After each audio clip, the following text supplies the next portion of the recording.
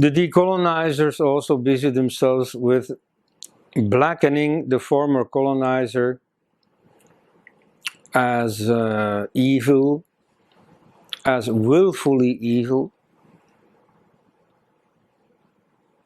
And normally, of course, you do that during your anti-colonial propaganda when you're fighting the colonizer. But after 70 years, normally a more nuanced picture comes to the fore. But here you see on internet fora, certainly in books and so on, in publications less, but still. But on internet fora, I find it all over the place. You see, this is the blackening of the British. One thing, for example, that always sounds good is to accuse the British of genocide. And this refers mainly to the famines. You see, in living memory, there is still the Bengal famine of 1943. There have been earlier famines. Now, partly, of course, famines are a feature of nature. You know, in a thickly populated country like India, sometimes food supplies are not enough due to natural circumstances. So to some extent, famines are natural. However, the Indian economic system has gradually evolved to the point where, as good as possible, it could remedy famines in time to prevent mass starvation. When the British came in India, they started engineering the economic system, the production system, towards their own interests. So items that their factories could use were produced in large numbers for export to England, and other products were not produced enough, products that were useful for the local needs. So this caused famines. So the British certainly had a role to play in the origination of some famines. However, that was not genocide. You see, genocide means a willful killing. It's not only a killing on a mass scale before it can be called genocide, but it is also a willful killing. So let me give you one example which consists of two famines and the difference between them. In the Ukraine famine of 1932-33, the so-called Holodomor, about, well, estimations vary between 3 million and 10 million, but at least we know millions of people were killed. Now, they were willfully killed. Stalin imposed a regime on them that was sure to cause their death. By contrast, the Great Leap Forward in China around 1960 killed even more people. Estimations are 30 to even 40 million people. Yet those mass famines were not genocide. First of all, it was a Chinese leader who not even killed, but who caused the death of Chinese people. I mean, normally you use the word genocide when you are trying to kill another people, like the Germans trying to kill the Jews, or the Turks killing the Armenians. You know, in the case of, for instance, Cambodia, there was a willful killing, but it was a Cambodian killing Cambodians. You know, there the term genocide is already a bit doubtful. In the case of the Great Leap Forward, does not apply at all. Mao didn't want these people to die. You see, they were farmers, he was not against farmers. They were Chinese, he was not against the Chinese. Only he imposed such an economic policy that it was sure to disrupt the agricultural system, to disrupt food production, and thereby to cause famine. And so ultimately the famine grew bigger and bigger and ultimately killed 30, 40 million people. Yet it was not genocide. He did not want to kill anyone. Not that he didn't kill many people. You see, during the Civil War against the Chinese nationalists, he killed millions of people. In the Cultural Revolution, again, he did a great number of killings, or ordered them, had them done by others, but at any rate condoned, mass killing. But the Great Leap Forward is not in that category at all. So similarly, these famines in India were not in that category at all. Not that the British don't have a responsibility, just as Mao had a responsibility, but it was something else than genocide. And you see, if you can't use these historical categories properly, please, leave it out. There are some shouters. In the old days they used to have megaphones. Now they have the internet, who start shouting these accusations. But you see, in a sober scholarly discourse, these massacres, at least this causation of mass starvation, cannot possibly be called genocide. As for the Bengal famine of 1943, this was caused by the fact that the British were diverting food supplies to their troops. This was the Second World War, of course. So the war economy was very large.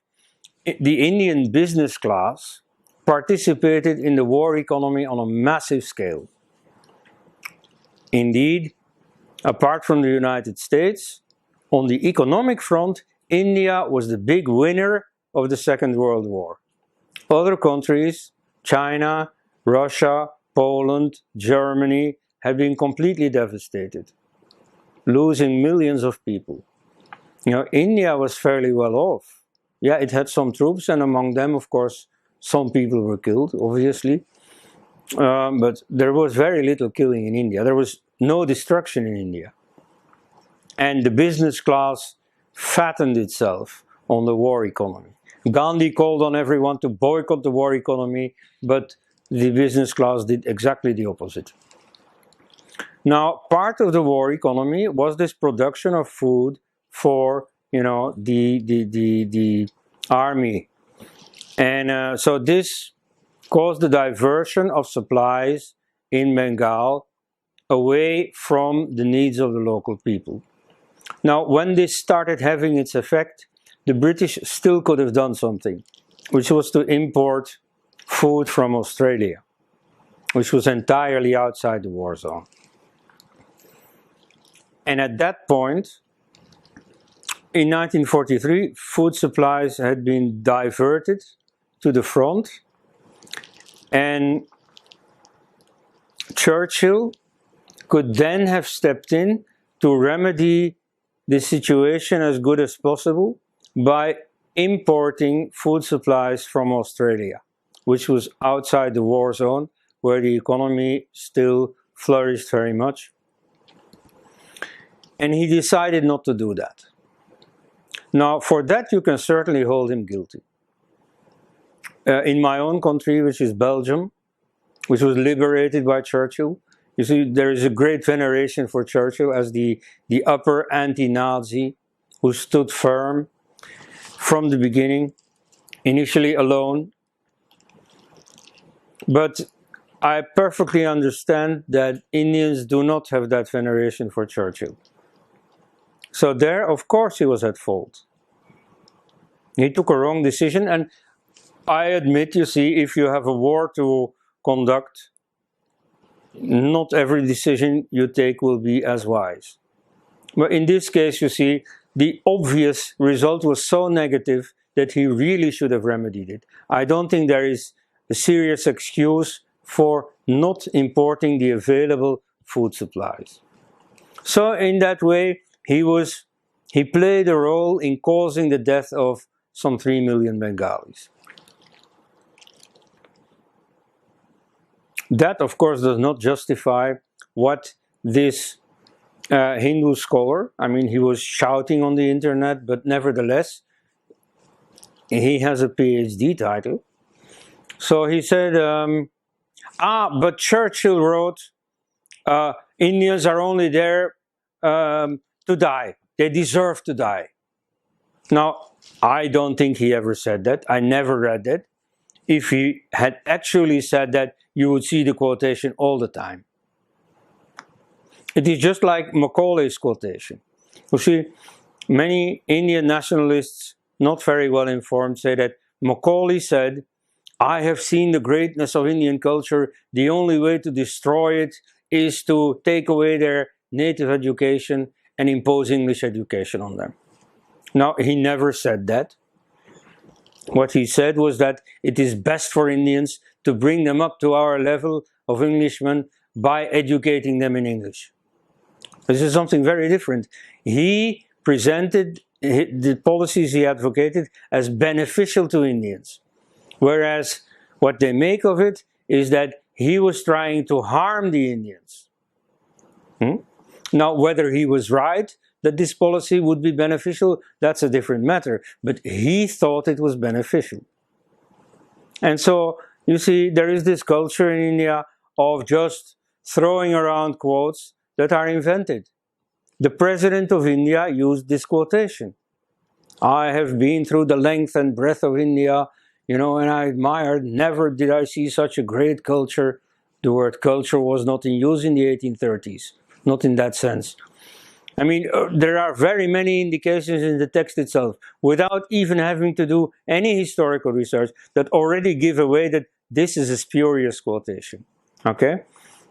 Yet, you see, it is very common in India. The BJP president quoted it and so on. You see it all the time. And so, like that quotation, you see this quotation, Indians only deserve to die, that is spurious. He never said that. And yet, a scholar can say that, And when I said to him, please check this quotation, he haughtily dismissed it. Not the quotation, but my remark. Now, you see, with such a mentality, then you can talk about decolonization, then you can afford to be anachronistic and to pretend as if you are still in the colonial age. You see, and then you can pretend to have the moral high ground. You see, we are the suppressed natives and they are the evil colonizers.